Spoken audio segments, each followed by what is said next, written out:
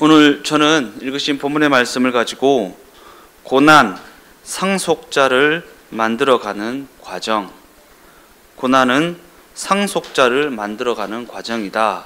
혹은 상속자가 되어져가는 과정이 바로 고난이다. 이와 같은 제목을 가지고 함께 은혜를 나누어 보고자 합니다. 오늘 본문 로마서 8장에서 가장 중요한 선언 중에 하나는 오늘 본문 16절의 선언이라고 할 수 있습니다. 성령이 친히 우리의 영과 더불어 우리가 하나님의 자녀인 것을 증언하시나니, 성령이 친히 우리의 영과 더불어 우리가 하나님의 자녀, 곧 하나님의 상속자인 것을 증언하시나니. 이처럼 성경은 우리와 동행하시는 성령께서 우리가 하나님의 자녀, 곧 하나님의 상속자인 것을 증언한다라는 사실을 선언하고 있습니다. 그러한 관점에서 로마서 7장이 하나님 없음이라는 죄 가운데 살아가던 과거를 설명하고 있다면, 로마서 7장, 오늘 보면 바로 앞장에 로마서 7장이 하나님 없음이라는 죄 가운데 살아가던 과거를 설명하고 있다면, 오늘 본문 로마서 8장은 예수 그리스도로 말미암은 구원으로 하나님의 자녀로 인정됨으로 말미암아, 하나님의 상속자로 인정됨으로 말미암아 그분과의 관계가 정상화된 현재를 그리고 있다라는 것입니다. 하나님과의 관계가 회복된 현재를 그리고 있다. 그리고 로마서 7장과 8장의 대조는 로마서 7장 24절과 로마서 8장 1절에서 더욱 분명하게 그려지고 있습니다. 로마서 7장 24절에 오호라 나는 공고한 사람이로다 이 사망의 몸에서 누가 나를 건져내랴 라고 하는 과거의 고백과 8장 1절에 그러므로 이제 그리스도 예수 안에 있는 자에게는 결코 정죄함이 없다라는 현재의 선언이 더욱 확연하게 대조되고 있다라는 것입니다. 그럼에도 많은 신자들이 이와 같은 로마서 7장과 8장의 대조에 대한 올바른 이해를 가지지 못하여서 때로는 혼란을 겪는 경우가 많이 있다라는 것입니다. 성경이 과거와 현재를 대조하고 있다는 것을 올바로 이해하지 못하여서 직면한 현실 가운데 그 신앙이 조금 침체에 들어가게 되면 7장을 가지고 오호라 나는 공고한 사람이로다 라는 자리에 섰다가 그 신앙이 조금 분위기가 좋아지면 8장에 예수 안에 있는 자에게는 결코 정죄함이 없다 라고 하는 자리에 서는, 이랬다 저랬다 하는, 야곱 되었다 이스라엘 되었다 하는 그러한 모습이 우리에게 얼마나 많이 있냐라는 것입니다. 그럼에도 불구하고 로마서 8장은 예수 안에 있는 우리가 이미 정죄받지 않는 지위와 새로운 운명 속에 들어와 있다라는 사실을 분명히 하고 있습니다. 로마서 8장이 현재를 그리고 있다 했잖아요. 우리의 현재는 더 이상 정죄를 받지 않는 자리에 이미 들어와 있는 상태이다 라는 것입니다. 즉 예수 그리스도로 말미암아 하나님과의 관계가 회복된 후에는 잘못하면 책망을 듣기는 하겠지만 우리에게 주신 그 구원이 취소되지는 않는다라는 것입니다. 더 나아가 그와 같은 책망을 통해 더러움과 부끄러움과 잘못한 자리에서 영광과 명예와 칭찬의 자리로 우리를 인도해 나가고 계시다라는 것입니다. 로마서 8장 15절 말씀입니다. 너희는 다시 무서워하는 종의 영을 받지 아니하고 양자의 영을 받았으므로 우리가 아빠 아버지라 부르짖느니라. 그러니까 어찌 될까봐 걱정하지 말라는 것입니다. 어찌 될까봐. 우리의 운명이 바뀌어지지 않으니, 우리에게 주신 그 구원이 결코 취소되지 않으니 어찌 될까봐 걱정하거나 두려워하지 말라라는 것입니다. 우리가 로마서의 이와 같은 흐름을 바르게 이해하기 위해서는 로마서의 내용을 조금 개괄해 볼 필요가 있는데, 먼저 로마서 1장은 복음을 이렇게 선언하고 있습니다. 내가 복음을 부끄러워하지 아니하노니 이 복음은 모든 믿는 자에게 구원을 주시는 하나님의 능력이 됨이라. 로마서는 이 복음이라는 것을 하나님의 능력이라고 정의하고 있습니다. 복음은 하나님의 능력입니다. 내 열심에 대한 보상이 아니라 하나님의 능력입니다. 이 전제를 마음에 새기고 읽어나가야 합니다. 그러면서 모든 믿는 자에게라는 대상이 제시되고는 있지만, 그럼에도 불구하고 이 믿음이라는 것을 구원의 조건으로 제시하지는 않습니다. 왜냐하면 이 믿음이라는 것은 그저 하나님의 능력이 믿음이라는 방식으로 주어지고 있다는 내용을 담고 있을 뿐이기 때문입니다. 하나님의 능력이요, 내 열심에 대한 보상이 아닌 하나님의 능력이, 하나님의 위대하심이 믿음이라는 방식으로 주어지고 있다. 그러니까 믿음이라는 것은 내가 믿는 것이 아니라 하나님의 능력이 나에게 주어지는 것입니다. 복음, 우리를 구원하는 것, 우리를 구원하는 하나님의 능력이 우리에게 믿음이라는 방식으로 주어진다. 믿어지게 하신다라는 것입니다. 이처럼 믿음이라는 것은 율법적 행위와는 대조를 이루는 것으로, 구원을 받는 자가 스스로 자격이나 조건을 충족하여서 이루는 것이 아니라 구원을 베푸시는 분이 은혜라는 방식으로 베푸시는 것임을 강조하고 있다라는 것입니다. 구원을 받는 자가 자격이나 조건을 스스로 갖추어야 하는 것이 아니라 구원을 베푸시는 분이 은혜라는 방식으로 베풀어 주시는 것이다. 왜냐하면 믿음이라는 단어는 하나님의 능력을, 하나님의 위대하심을 나타내는 것을 그 목적으로 하는 단어이기 때문입니다. 왜 우리에게 구원이라는 것이 필요한 것인가? 우리가 하나님 없이 살아가다가 부패하고 왜곡되고 사망을 향해 가는 그러한 상태가 되어버렸기 때문입니다. 하나님 없이요, 하나님 없이 선택하고 하나님 없이 걸음을 내딛고 하나님 없이 살아가다가 부패하고 왜곡되어 사망을 향해 가는 상태가 되어버렸기 때문입니다. 로마서 3장 10절에서 12절까지의 말씀입니다. 기록된 바 의인은 없나니 하나도 없으며 깨닫는 자도 없고 하나님을 찾는 자도 없고 다 치우쳐 함께 무익하게 되고 선을 행하는 자는 없나니 하나도 없도다. 로마서 3장은 인간의 상태가 이러하기 때문에 인간에게는 희망이 없다라는 사실을 단정적으로 얘기합니다. 인간의 상태가 이러하기 때문에 인간에게는 희망이 없다. 그러므로 율법의 행위로 그 앞에 의롭다 하심을 얻을 육체가 없다. 인간의 실력으로 하나님 앞에 의롭다 하심을 얻을 존재가 없다라는 것입니다. 그리고 이와 같은 정황 가운데 복음의 내용이 선포되어지고 있다라는 것입니다.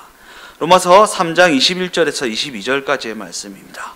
이제는 율법 외에 하나님의 한 의가 나타났으니 율법과 선지자들에게 증거를 받은 것이라. 곧 예수 그리스도를 믿음으로 말미암아 모든 믿는 자에게 미치는 하나님의 의인이 차별이 없느니라.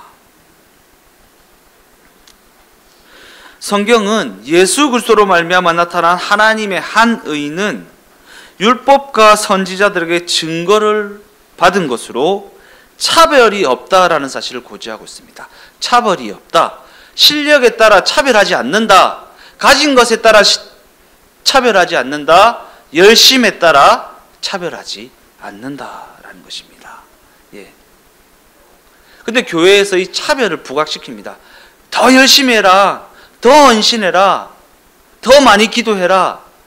더 많이 성경 읽고 더 많이 신앙적으로 살아라. 그러면 더 큰 은혜가 있을 것이다 라는 식으로 성경은 분명히 차별이 없다라고 이야기하고 있는데 말입니다. 즉 차별 없이 주어지는 하나님의 의, 곧 잘했고 못했고의 구별이나 유능하고 무능하고의 구별과 아무런 상관없이 하나님이 은혜로 베풀어 주시는 구원입니다. 은혜로 베풀어 주시는 구원. 즉 성경은 이 구원이라는 것이 우리의 어떠함이 만들어내는 보상이 아니라는 것입니다. 하나님이 은혜로 베풀어 주시는 것, 곧 믿음으로 말미암아 주어지는 것이라고 말합니다. 예. 믿음으로 말미암아 주어지는 것. 예. 이단 교회 중에 큰 믿음 교회라는 교회가 있죠. 큰 믿음 교회. 큰 믿음. 예. 큰 믿음. 교회에서도 그 이단 교회와 같이 큰 믿음을 강조합니다. 저 사람은 믿음이 커가지고 나는 믿음이 없어가. 예. 큰 믿음이 어디 있고 작은 믿음이 없습니까? 믿음은 믿음이죠. 네. 그냥 예수가 그리스도로 믿어졌다 하면 믿어진 것입니다. 큰 믿음이라는 것은 없습니다. 근데 큰 믿음이라는 것을 강조하여서 큰 믿음이 되어야 한다라고, 큰 믿음을 가지려면 성경도 많이 읽어야 되고 기도도 많이 해야 되고 헌신 봉사도 많이 해야 된다는 식으로 속이는 경우가 얼마나 많이 있습니까? 구원이라는 것은 우리의 어떠함이 만들어내는 보상이 아니라 하나님이 은혜로 베풀어 주시는, 곧 믿음으로 말미암아 주어지는 선물이라는 것입니다. 이 부분을 로마서 4장은 아브라함을 언급하면서 더 깊이 있게 설명합니다. 즉 아브라함이 의롭다 하심을 받은 것이 아브라함의 실력에 어떠함이 있는 것이 아니라 하나님이 주신 하나님의 선물이라는 것입니다. 하나님의 선물이요. 아브라함의 의롭다 하심은 하나님의 선물이다. 아브라함의 실력이 가져온 것이 아니다 라는 것입니다. 그리고 이어서 로마서 5장은 하나님의 구원을 대표 원리를 가지고 설명하고 있습니다. 즉 대표 원리를 가지고 모든 인류가 아담의 범죄로 말미암아 사망에 이르게 되었던 것 같이 우리 모든 인류는 예수 그리스도의 십자가 대속으로 말미암아 생명에 이르게 된다라는 설명입니다.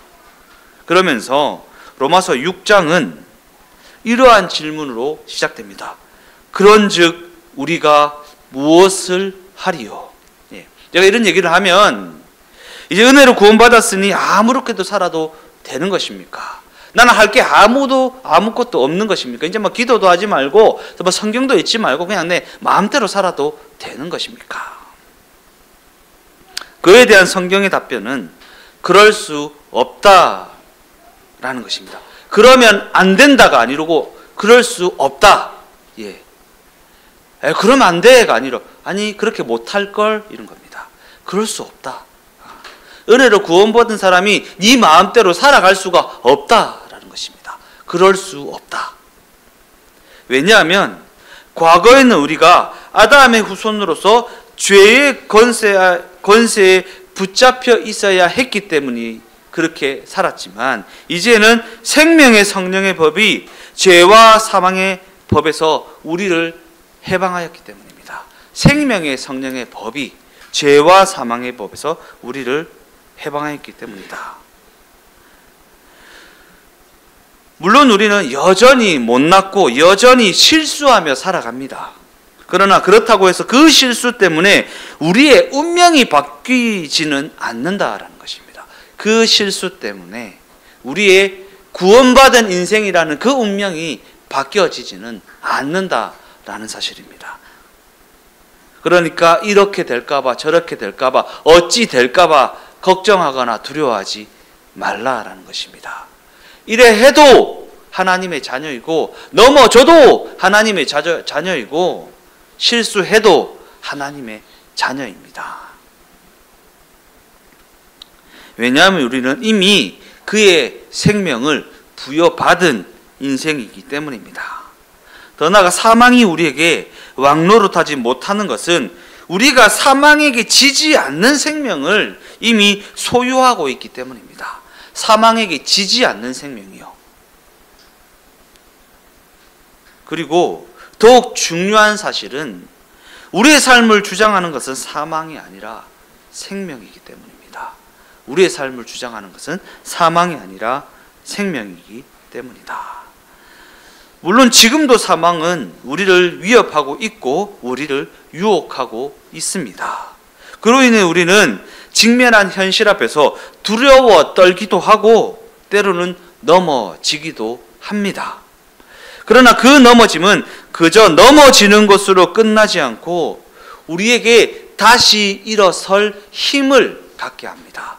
다시 일어날 힘을 갖게 한다. 그 넘어짐이 넘어지고 자빠진 사람이 다시 일어서기도 한다잖아요. 우리의 그 넘어짐은 넘어짐을 목적으로 하는 것이 아니라 다시 일어서기 위한 것을 목적으로 하고 있다라는 것입니다. 그 넘어짐이 우리를 더욱 단단하게 만들어가고 더욱 깊어진 삶으로 만들어 간다라는 것입니다. 오늘 제목이 무엇이라고 했습니까? 고난, 상속자를 만들어가는 과정. 그 넘어짐은 상속자를 만들어가는 과정의 하나일 뿐이라는 것입니다. 그 넘어짐으로 말미암아 우리의 인생이 운명이 바뀌는 것이 아니다라는 것입니다.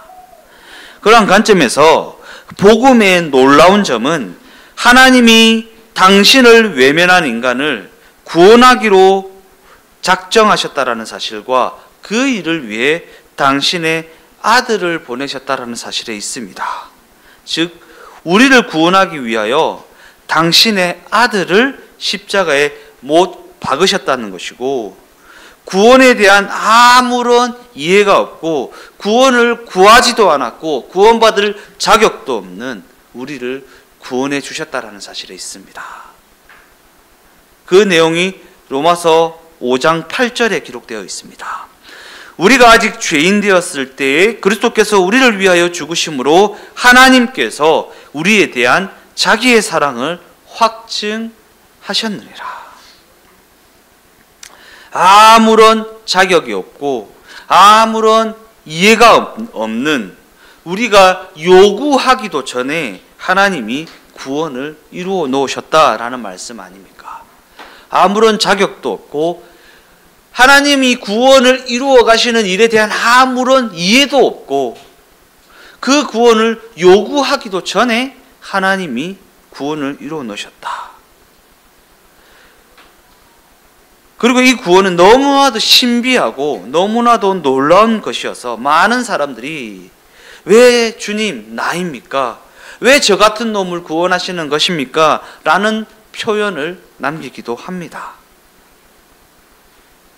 그런데 중요한 사실은 성경은 이 구원을 고난과 연결하여 설명하고 있다라는 사실입니다. 고난과 연결하여 설명하고 있다. 본문 17절 말씀입니다. 다 같이 읽어보겠습니다. 자녀이면 또한 상속자 곧 하나님의 상속자요 그리스도와 함께한 상속자니 우리가 그와 함께 영광을 받기 위하여 고난도 함께 받아야 할 것이니라. 고난도 함께 받아야 할 것이니라. 이 구원의 방식이 놀랍고 신비한 이유는 그저 우리를 구원하셨다라는 사실만이 놀라운 것이 아니라 하나님이 당신의 모든 의지와 능력을 동원하여서 죄 가운데서 꺼내신 당신의 백성을 또다시 고난 가운데 집어 넣으셨다라는 사실이 있습니다. 출애굽하신 이스라엘 백성을 다시 바벨론의 포로로 팔아버리셨다라는 사실이 놀라운 것입니다. 즉 성경은 하나님의 이 구원하심을 단발적인 것으로 그냥 딱 단발적으로 설명하고 있는 것이 아니라 과정으로 설명하고 있습니다. 출애굽해서 바벨론에 보내서 직살나게 고생시키고 다시 돌아와서 이 과정으로 구원을 설명하고 있다. 예수 믿습니까? 믿습니다. 구원받았습니다. 이게 아닙니다. 우리 인생 여정을 통해서 그 과정을 통해 구원을 이루어 나가신다. 곧 상속자로 만들어 가신다라는 것입니다. 상속자로 만들어 가신다. 이처럼 하나님은 우리를 환난의 현장으로 부르고 계시며 또한 고난의 현장으로 부르고 계시다라는 것입니다. 그러니까 막 그런 얘기 하잖아요. 애굽에서 꺼내 주실 때는 언제이고 왜 다시 광야이며 왜 다시 바벨론입니까? 아수르입니까? 라는 얘기. 하나님, 내가 예수 믿어 구원받았는데 왜 또 이렇게 힘들게 살게 하시는 것입니까?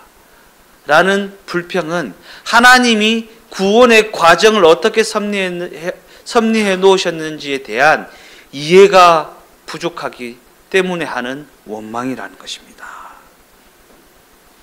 하나님의 이 부르심은 참으로 신비로운 부르심이어서 많은 경우 우리는 이 부르심을 바르게 이해하지 못합니다.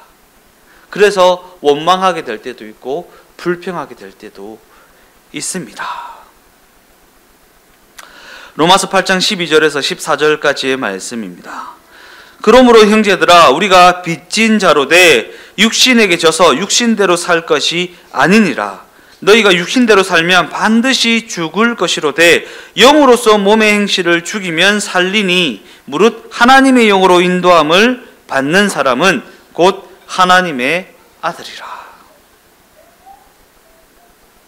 로마서가 사용하는 육신이라는 단어는 하나님 없이 살아가는 존재와 삶을 가리킵니다. 하나님 없이 살아가는 존재와 삶을 가리킨다. 반면에 영이라는 단어는 하나님과 화목하게 되어 하나님과의 긍정적인 관계 속에서 그분의 자녀로 존재하는 인생을 의미합니다. 영이라는 단어는 하나님과의 관계가 회복되어서 하나님의 자녀로 존재하는 인생. 그러한 관점에서 영이라는 단어는 성령께서 동행하시는 삶을 의미하는 표현이기도 합니다. 성령께서 동행하시는 삶.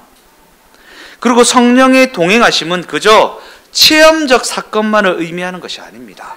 성령의 동행하심은 막 뭔가 황홀경에 빠져서 뭔가 환상이 보이고 예언이 들리고 막 하는 그러한 것만을 의미하는 것이 아니라 예수를 증언하시는 성령의 역할을 의미하는 것입니다. 예수를 증언하시는 성령의 역할. 왜냐하면 성령의 역할은 예수를 증언하는 것이기 때문에 예수와 그의 십자가를 빼놓고는 성령의 역할을 결코 논할 수가 없다라는 것입니다. 그리고 성경은 이러한 이유에서 하나님과의 관계를 회복하고 살아가는 자들, 곧 그의 자녀라는 관계 가운데 들어간 삶을 살아가는 삶에 영이라는 단어를 붙이고 있는 영적인 삶, 영적인 선택. 너희가 육신대로 살면 반드시 죽을 것이로되 영으로서 몸의 행실을 죽이면 살리니. 영으로서 몸의 행실을 죽이는. 우리는 율법을 가지고 몸의 행실을 죽이는 것을 가지고 영으로서 몸의 행실을 죽이는 것이라고 착각하지만 영으로서 몸의 행실을 죽이면 우리와 동행하시는 성령의 의도와 성령의 인도하심을 알아듣고 그 인도하심에 내 걸음을 맞추어 나가면 살리니라는 것입니다.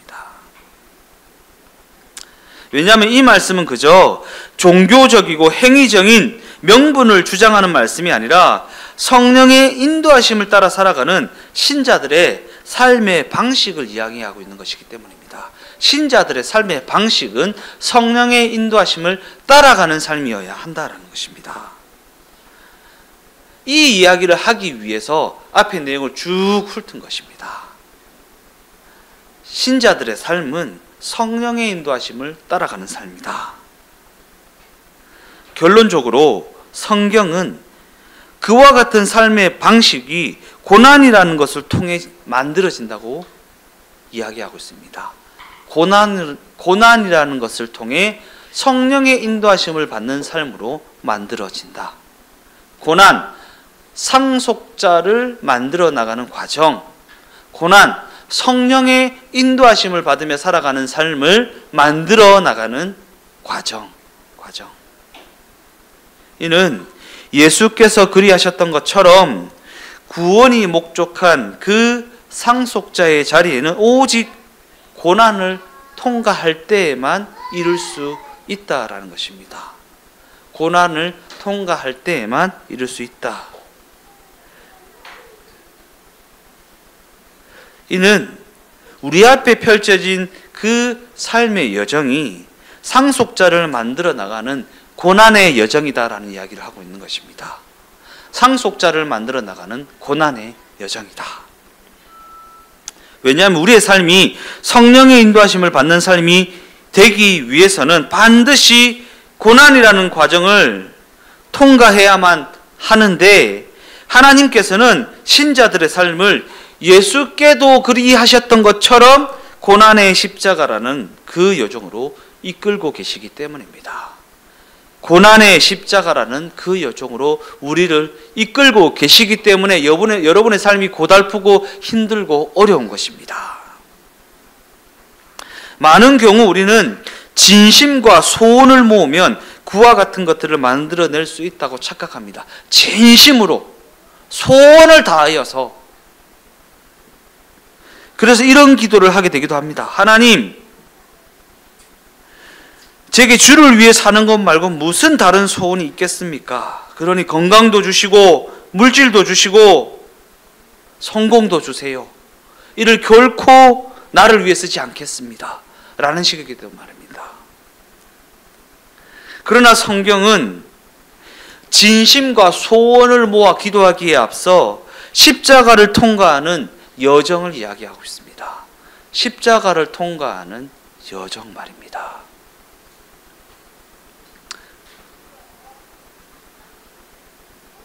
또한 십자가를 통과하는 그 여정에는 결코 예외가 있을 수 없다는 사실 또한 분명히 하고 있습니다.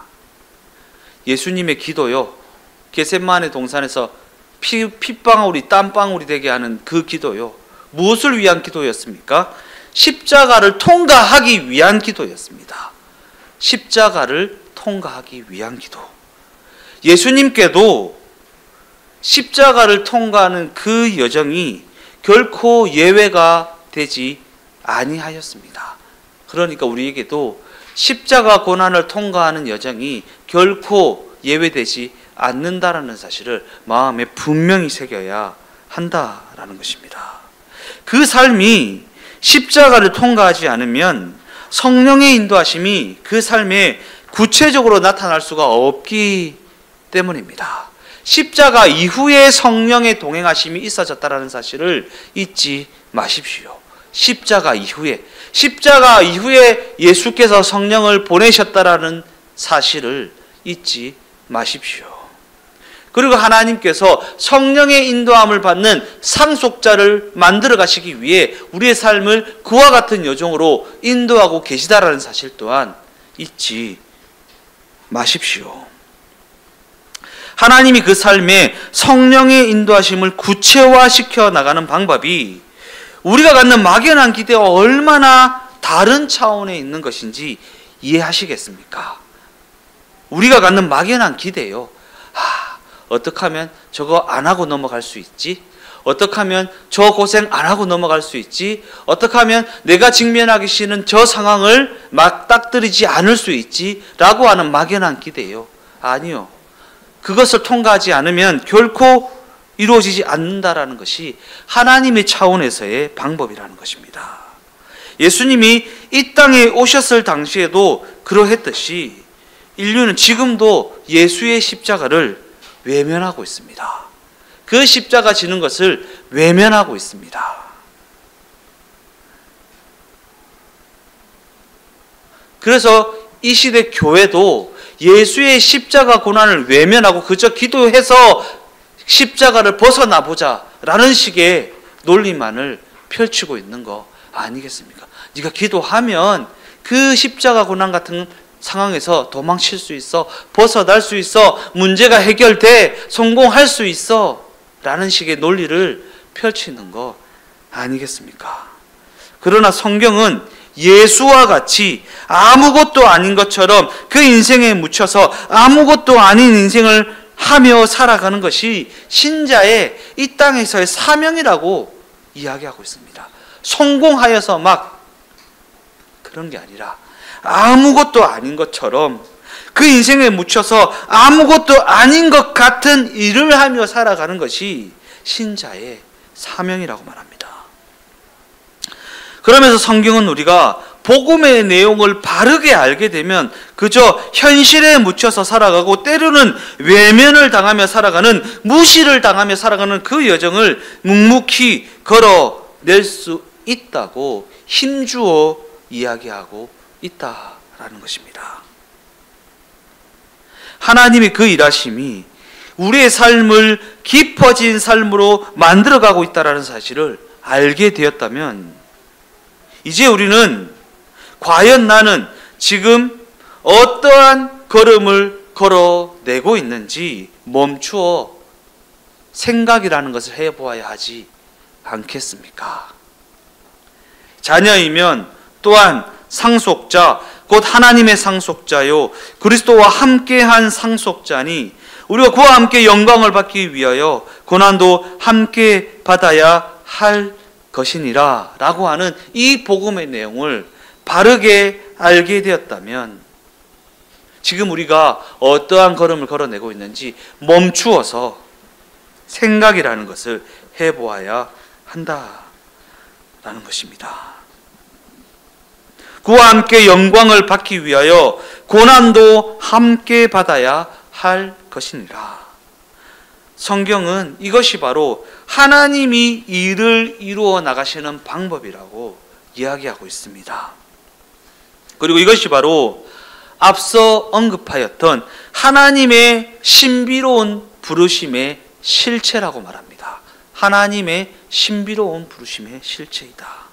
망한 자 같았는데, 잘못된 것만 같았는데,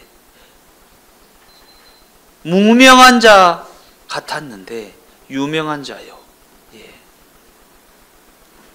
하나님의 신비로운 부르심의 실체. 지금도 하나님은 당신의 자녀들의 삶을 이와 같은 신비로운 부르심, 그 십자가의 길, 곧 고난의 여정으로 인도하고 계시다라는 사실을 잊지 마십시오. 잊지 마십시오. 우리가 고난스러운 이유는 하나님께서 그와 같은 여정으로 우리를 인도하고 계시다라는 것을 인정하며 그 삶을, 그 걸음을 걸어내는 우리 모두의 삶이 다 되어지시기를 예수님의 이름으로 축원드립니다.